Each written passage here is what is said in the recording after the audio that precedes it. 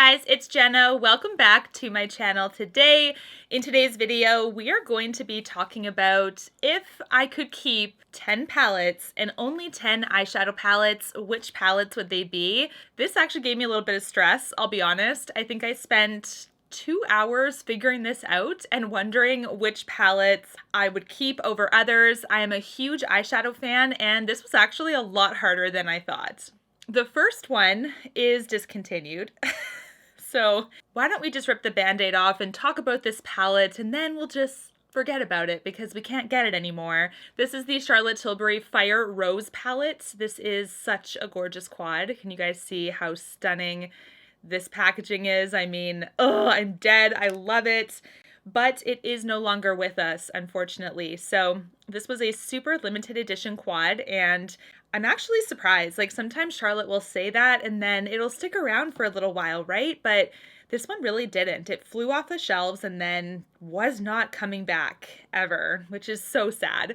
But this is a very unique formulation to Charlotte, which is why it made my top 10 of all time. Like, if I could only keep 10 palettes. Super creamy, gorgeous shimmers in this palette. We also have a really unique pop shade. If you guys are familiar with Charlotte Tilbury and her palettes, she has a sparkly pop shade in many of them. And this is actually a shade that is meant to be more so a topper over the rest of the pigments of your shadow and really amplify that sparkle. It's not meant to have pigment behind it, but this is one that has quite a bit of pigment behind it. It's this rich champagne gold with like a bit of a flakiness. So I love it. It makes your look absolutely gorgeous, like glamorous for sure. And the depth of this burgundy shade just brings it all together. It is an absolutely beautiful quad, but now we can't get it. So I don't want to talk about it too long, but this is my first fave that if I could only keep 10, this would be included. Out of the rest of the 10 palettes, I think there's only one more that's discontinued. So why don't we talk about that one right away so that I can just get that one out of the way too. Because I do feel bad. Whenever I talk about a palette or a product that you can't get, I feel like it's not really fair because I've loved it so much and like, look how amazing it is, and then it's not possible to get. So here is the last one, I promise. This is Sultry by Anastasia Beverly Hills. It is also discontinued. This is such a gorgeous, glamorous palette as well. More so on the cool toned side of things. It has a really beautiful color story.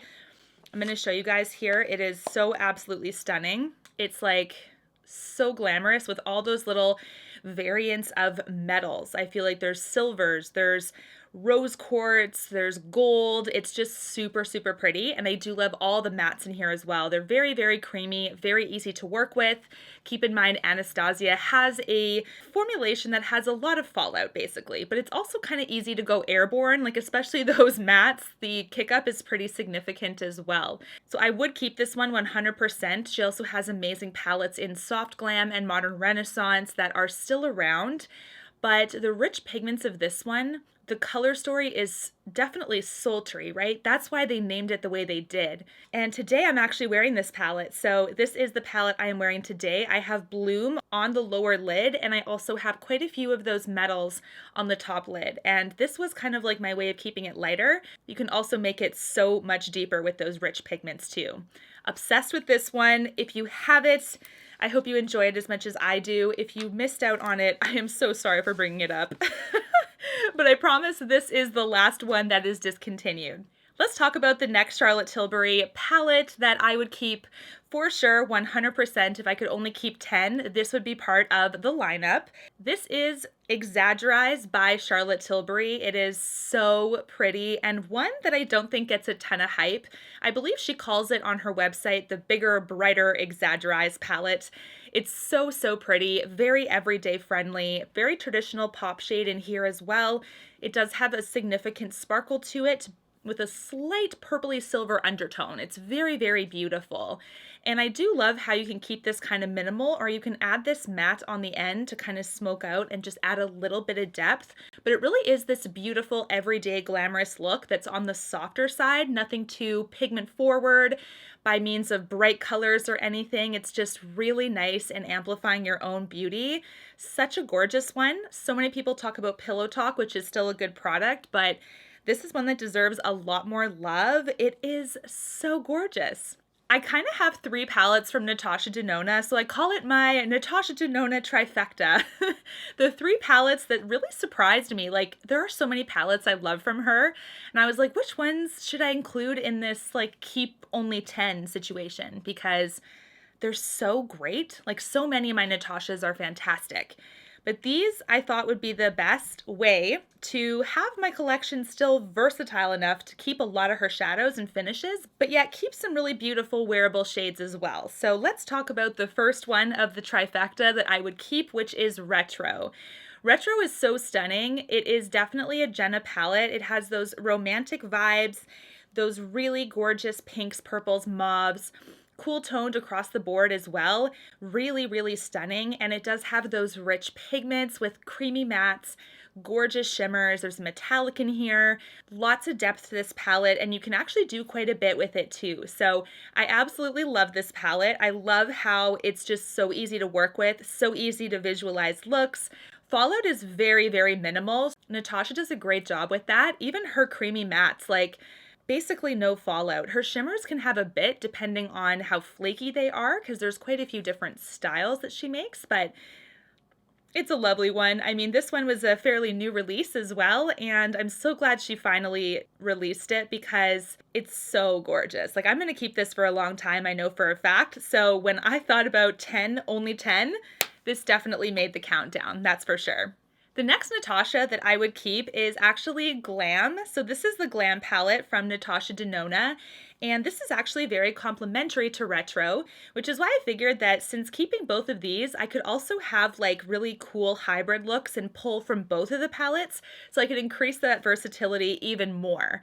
This is so beautiful too. It doesn't have as much pink, obviously, as Retro, but very similar formulations.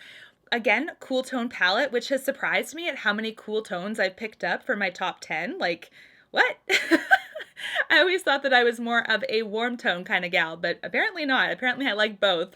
So this is one that has some beautiful silver, some beautiful bronze, some slight gold, slight browns, everyday friendly with a little bit of glam, right? Absolutely beautiful. And this is, I think, her best-selling product right now, if I'm not mistaken, one of her best-selling palettes of all time.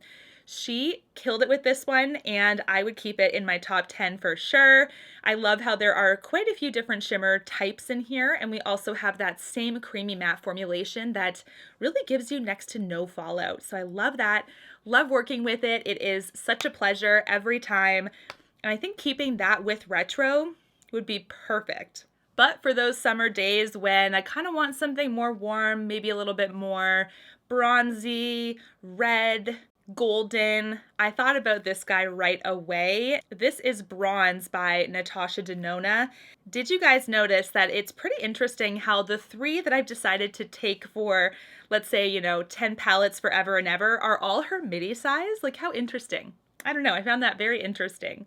This is Bronze, and it is so stunning. I do think that there are some people that would argue that the versatility is not as strong as her other palettes in this one, but I actually don't mind. I really, really love this palette. I love this shade in particular. It's a pink with a really cool gold shimmer. You can't quite see it on camera, but super stunning for sure. And I also like how there's that depth in the corner here with like the purples to give you a little bit to smoke out, right? Because we do have quite a bit of gold in here, which I do think if you love gold, you're not going to mind. But if you want something with a little bit more smokiness to add a little bit in the outer corner of your look, she does offer those deeper pigments to get something quite complementary, but also dark enough to add some smokiness. Love this one too. Oh man, I had to keep it in my top 10 of all time because she did such a good job with this. It definitely reminds me of summer. This next one will always be in my collection. When I thought about the top 10 of all time, I instantly thought of this. This is truly a memorable piece at this point. It is something that one of my really dear friends created with Sydney Grace, and I will forever keep it in my top 10. So honestly, if like a flood hit my room, I think this would be the palette I would save. I don't want to cry. I can't believe, like, I got a little bit misty right there, but I think I can do it. This is the Tiny Marvels palette by Sydney Grace, designed by my lovely friend Mel Thompson, who has passed away now. Love using it. I will treasure this. I remember her telling me about this palette. Eventually the formulas will most likely expire at some point, but I'm still going to hold on to it as one of her pieces of art that she was able to grace us with this in this world. So this is such a pretty palette. I love the formulation that Sydney Grace has done with her as well. Like the mattes are super creamy. They're very pigmented. They're rich. The shimmers are super cool. We have some duochromes in here, and we also have just some regular straight shimmer that just has a single shade behind it. It's colorful, but yet wearable. She did such a good job with this. Like the pops of purple, that beautiful bright green, but then also anchored this palette well with everyday friendly shades. Whew, this one is amazing. I love it. I mean, obviously it's going to be much more than just a palette to me at this point. This will always be in my top 10. This is Tiny Marvels by Sydney Grace and Mel Thompson. Next, we have my favorite Huda Beauty palette right now. It was almost going to be Retrograde or New Nude. Like both of those were like, ooh, like I could definitely do both of these. Which one would I pick for my top 10 of all time? Like if I could only keep 10? And then I decided to change my mind and pull this baby. This is Rose Quartz from Huda Beauty, her latest big palette, I believe, and it is so stunning and yet cool toned, you guys. Very surprising here. This is insane. So this is another cool tone palette with really gorgeous shades, and I love the versatility in this palette alone. There's lots of shimmers. There's lots of really cool textures. If you are having some issues, which I have read in some comments when I talk about this, that some of the shimmers are a little bit too flaky and you find that the fallout is insane, do use a glitter glue. Try that, because I have found, especially with some of these lighter pigments, that it is best to use a glitter glue to help solidify and keep that pigment down, right? Really love this one. I love that she has incorporated rose quartz into some of the pigments. You can see there's like quartz designs in some of these pans. Like, look how cool. I think it's amazing. So this is a lovely one. Of course, I think now this is my favorite Huda Beauty palette. And I was like, I do need to include Huda in my top 10. But I was like, New Nude, no. Love it, but no. Retrograde, no, not anymore. I could not handle letting this one go. So this is definitely going to be in my top 10. If you guys know me, then you know that the last brand we haven't talked about yet, I mean, what brand could that be? I feel like I've named so many beautiful ones, but let's talk about Pat McGrath Labs, shall we? This would not be a top 10 eyeshadow palette. Faves from me if Pat was not included. And these two I cannot live without now. One is brand new, one is like 2 years old now, something like that. And they're both Mothership 10 pan palettes. The first one is Divine Rose 1. So gorgeous. I love this one. This is such a wearable palette from her, and I love the variety of shades and textures in here. She has her Blitz Astral shades in the corner here in this quadrant, a beautiful silver, like shimmery, gorgeous shade. We have a beautiful duochrome right here that is kind of golden and pink. We have that depth right over here with some of the mattes. Oh, it's so pretty. I love this one.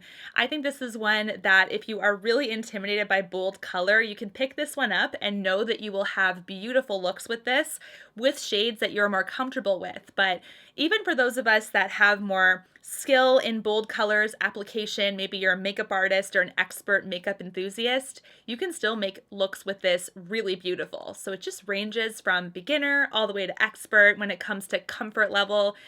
Love this color story here. It makes sense. It's gorgeous. It's also cool toned. The heck? I'm telling you, there might be a very significant preference that has now been revealed to me that I had no idea about, guys. But this is, of course, one of the palettes I would have to keep if I could only keep 10. The last one, Utopian Dream, guys. She has so quickly risen up to my top 10. I love this one. This is very complimentary as well to Divine Rose 1, so both you can actually mix and match if you would like.